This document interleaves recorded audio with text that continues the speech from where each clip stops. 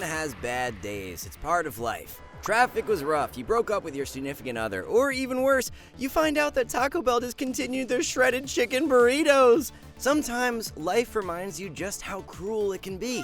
There's really only one thing to do when you're not in a good state of mind. Queue up for ranked League of Legends, of course. And that's exactly what happened to our expert Hector. He was having a really bad day and decided to take out his frustration in League playing ADC in Smurf Q. To make it clear, during most of the games he played in this session, he absolutely ran it down during the lane phase. There's definitely some reportable gameplay to be seen here. It was such a bad day apparently that he even did something we never see him do. He actually flamed his support.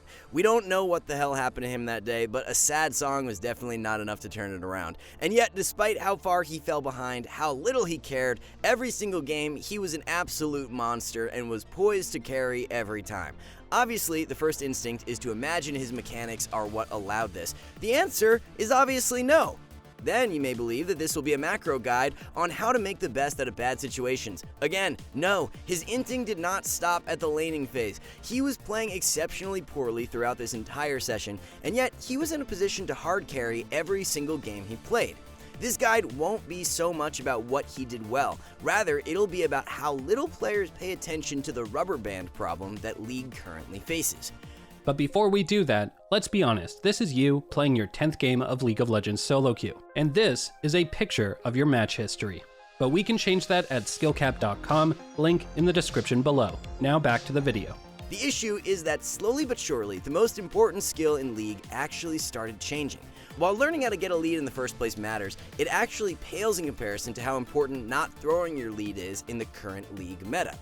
We get that when playing, the game can feel really snowbally. The enemy team gets a single kill and you're never able to stabilize and come back. Especially with how high damage is at the moment, it feels like whoever gets that initial advantage just begins one-shotting the entire map in a single combo for the rest of the game. While true, and some games end with no comeback in sight, the truth of the matter is that the game is very easy to stall out and look to play for a comeback. Over the years, Riot have added an absurd amount of comeback mechanics to the game, to the point where being behind isn't nearly as bad as it should be. There's the obvious ones that stand out, like player and objective bounties, but what about comeback experience? One of the most insane things in this game is how when you die, you give an absurd amount of experience to your opponents, to the point where they almost always instantly catch up to you in levels. And one of the most egregious comeback mechanics in the game isn't even noticeable unless you pay attention, which is this minion buffing formula. To put it simply as possible, the bigger a lead you have in the game, the stronger your own minions become. In theory, this is in the game to help the winning team push to end the game faster with their minions. In reality, this makes stalling out the game even easier. Think about it, waves are constantly pushing towards the losing team's side of the map. This is a twofold problem where it makes it harder for the winning team to obtain farm, and easier for the losing team to play it safe and wait for waves to come into them. Not only does it make farming easier, but the losing team now has the advantage of most of the action happening on their side of the map. This makes number advantages easier to play for, and the winning team is much more likely to mess up in uncoordinated environments. Generally, the response to these issues would be to just get good, bro, which is fair. With proper macro, these concerns aren't that big of a deal, except they kind of are. Let's take a look at one of the most ridiculous comebacks in esports history in an LCK game of Damwon versus Gen G. If you don't follow esports or haven't watched this game, here's all you need to know. This was one of the biggest jungle gaps in competitive history. What Nidalee did to this enemy Hecarim was absolutely brutal throughout almost the entire game. What Canyon accomplished as Nidalee is honestly more disgusting than what most high elo players do to low elo junglers when smurfing. The level of domination here cannot be understated. As a result, the blue team gets a massive lead, which is surely to result in a win because of how easy to snowball League is.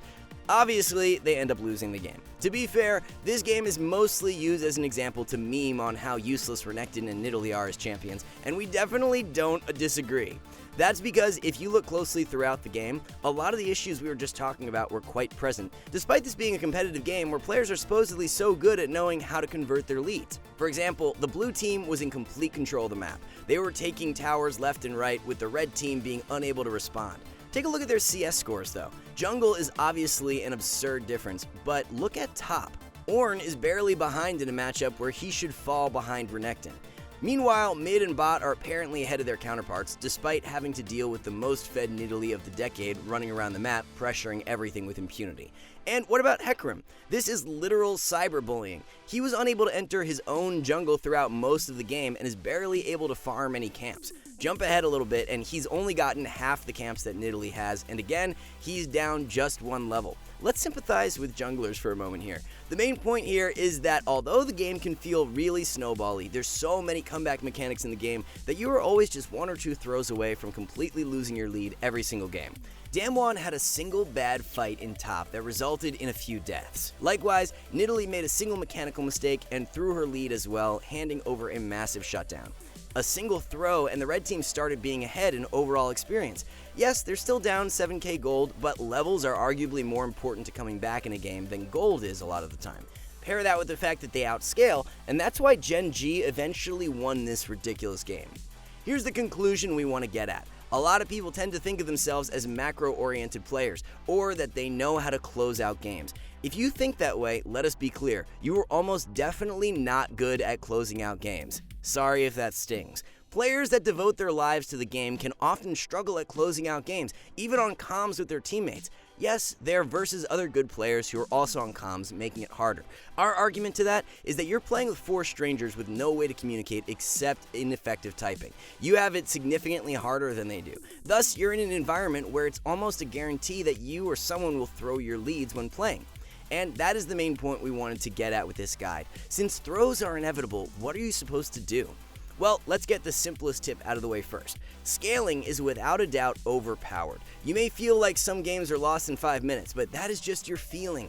In reality, since players just throw games back and forth to each other in solo queue, the scaling team should almost always be favored. Having the better scaling champion over your opponent is a bit of a guarantee that with enough mistakes on their part, you will eventually just win by having the better champions. At the end of the day, play what you enjoy. That's always the best tip for improving. But at the very least, always take stuff like scaling runes over early aggression setups, even on champions that are early game skewed. Anyway, this was all to bring us back to the initial point of this guide, Hector's rage queuing. How is he able to use what we've learned to his advantage, and why is he winning every single game despite not playing very well at all?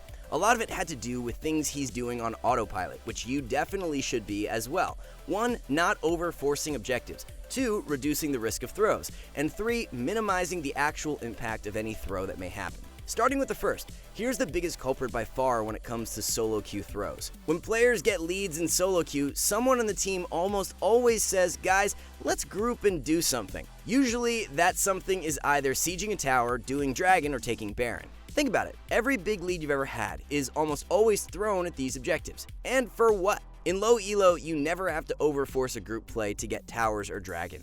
If you have a lead, you can usually freely get these objectives by pressuring lanes and rotating better than your opponents. You are doing something very wrong if it ever feels like you need to stress over how to get these objectives with the lead.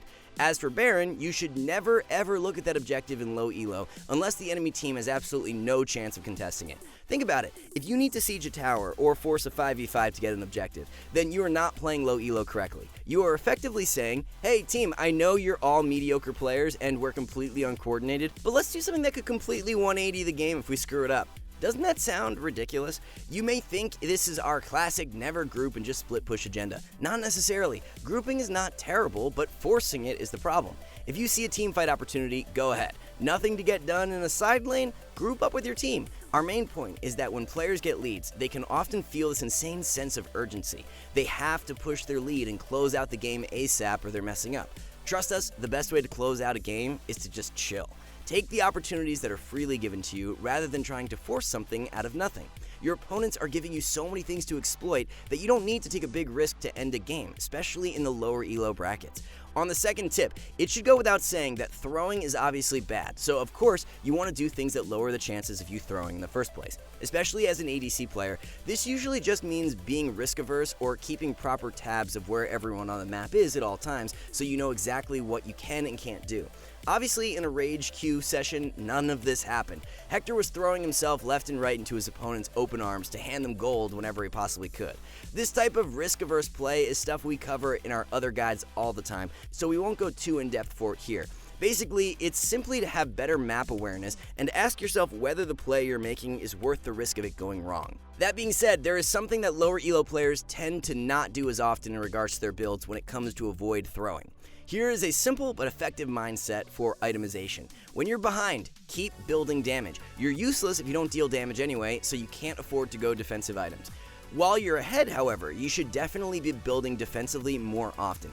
For example, when he's fed during the Xayah game, Hector notices that the only enemy player who will be a threat to him is Zed. Instead of continuing to build damage and opening himself up to being one-shot, he instead builds Anathema's Chains into a Randuin's Omen. This Smurf Zed is probably very used to one-shotting ADCs with his half-assed combo like every other assassin in the game, but instead, Hector just shrugs him off like it's nothing with this build.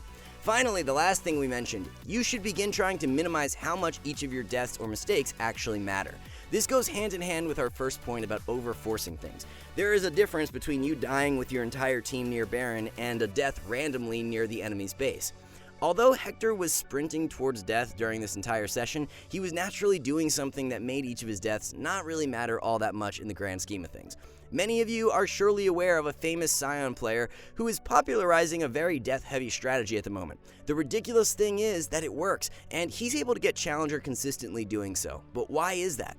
Well, it's because of a simple concept that you can incorporate into any role, even ADC.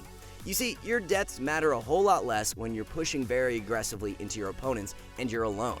Imagine that you have a lead. You're pushing very aggressively into the enemy's side of the map, taking all their jungle and pushing waves deep into their towers. There's two types of throws that can happen here. One, your teammates die while you're pushing.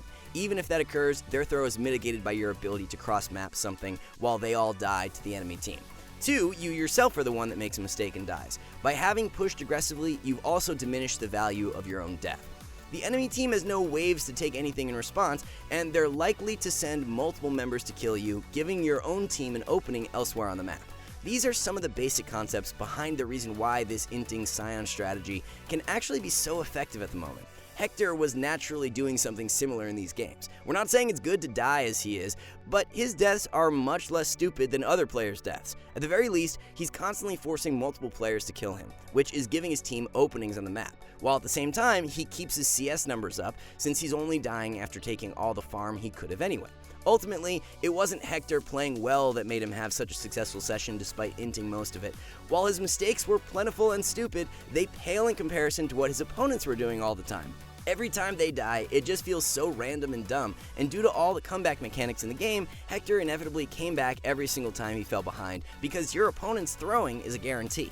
Afterwards, he's just giving his opponents way less opportunities to come back than they give him, which means that he stays in the lead more often, resulting in more wins. It's not so much about playing really well as it is just being less dumb than his opposition. Anyways, guys, we just wanted to make a guide to help you better understand the mechanics in this game and how throws and comebacks naturally happen. Most importantly, never play when you're tilted.